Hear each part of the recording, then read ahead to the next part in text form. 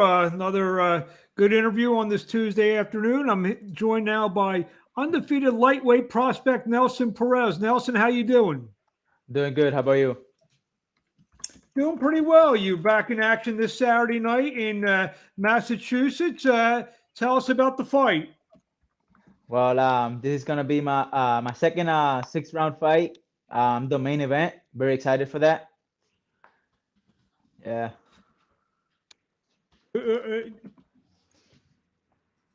Tell us about your opponent.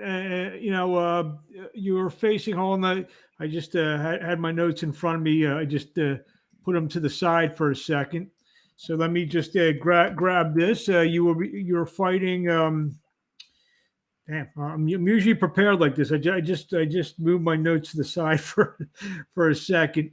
You were fighting Ryan Venable, 8 fight veteran. Tell us about him. I haven't really looked up on him.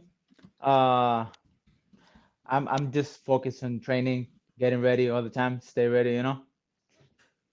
Tell us a little bit about yourself. You're 3-0 with 2 knockouts. How did the boxing career start? What age did you begin fighting? Uh, I s- I was probably 20, almost 26. I started in 2017. Um, I just started training out of nowhere because my cousin's a professional boxer. Um, I started boxing because I saw him lose his first professional fight, and that got me so angry that I just wanted to come in and like take over, you know. Now, is he still boxing? Last time he fought, I think it was last year. What's his name? Someone we would have heard of? Julio Perez. Okay. What's his record now? I think it's like 4 and 5. Okay. Um, so you started a little bit later than normal, than a lot of fighters do. Uh, then you had a nice little amateur career. That you won some regional championships. You fought for the New England Golden Gloves. You won the Rocky Marciano tournament back in 2018. You won the Connecticut State championship, and then you turned pro. Tell us about your amateur career. Well, I started training really hard. In 2017, I started in January. Hello? We lost your volume here. Everything was going well. We lost your volume.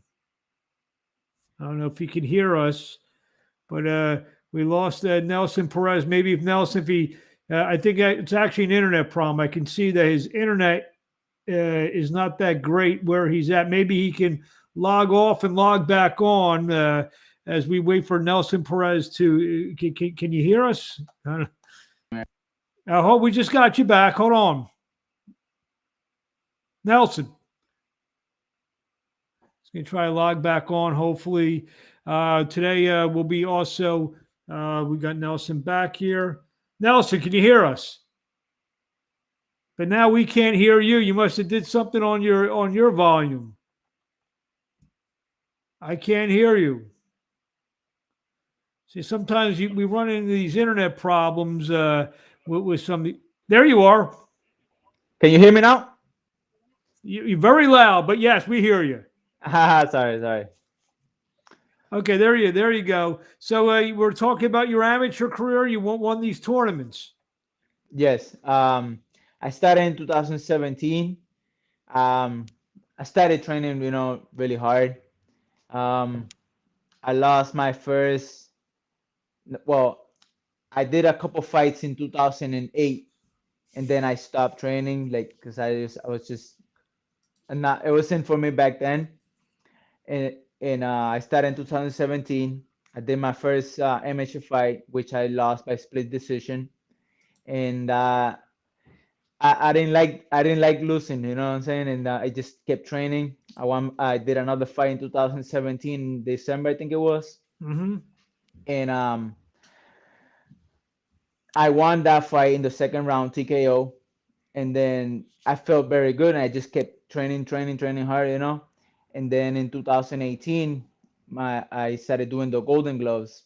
I did 6 fights for 6 weeks, and I won the All New England Golden Gloves Championship. And I was already there. I probably had already like I must say like 8, 9 fight, no, like 11 fights. And then I think it was like 4 fights in the Rocky Marciano tournament, Mm-hmm. and I won the tournament chip. I got a belt from them. And then in I think it was in December, if I'm not mistaken, or November, I won the Connecticut State Championship belt.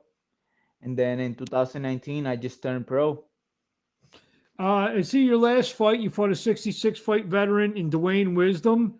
Yeah. Um, Ended in disqualification. What happened there? What was that?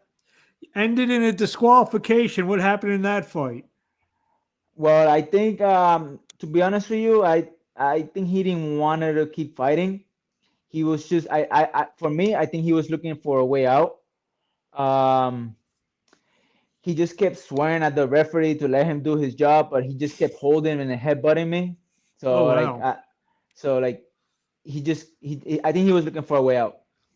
Did that upset you in the sense that you were 2-0 with two knockouts coming into the fight? I'm sure you wanted to be 3-0 with three knockouts, but Yes, I unfortunately, did. it goes down. You don't get a knockout. Is that a Yeah, little frustrating for you?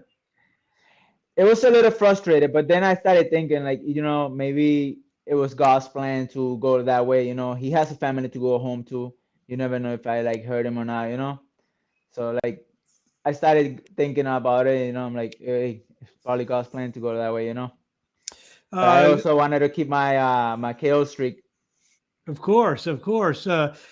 You got a new management group, DKO Boxing. Dave Dubinsky and Jim Kurtz. Dave is actually watching the interview as we speak here. He chimed in, said, "Yo, Chino, let's go." What's up, Dave? So talk about that. You're a guy who really didn't have boxing on his mind, and then you start to you start doing the amateur a little late, and now you have a pretty good management team behind you. I mean, how's that feel? It feels very good. I'm blessed. You're up in Massachusetts. You're going to be fighting at home in Framingham on Saturday night. You're from Marlborough. What's it like to continue fighting at home? You fought a couple of times in New Hampshire, once in Connecticut, now in Massachusetts. It feels good. Like I can't wait to like start putting my town on the map. There you have it. Anything you want to say to the fans in closing before we see you Saturday night in Framingham, Massachusetts against Ryan Venable? Like come on, support. Uh, you won't miss a great night. It's There you gonna have be a it. great night. And where do we find you on social media? You can find me on Instagram and Facebook, Nelson Perez Cruz. There you have it, Nelson. Well, we thank you for a few minutes of your time. We'll be talking to you along the way. See ya, guys. Thank you very much. Thank you.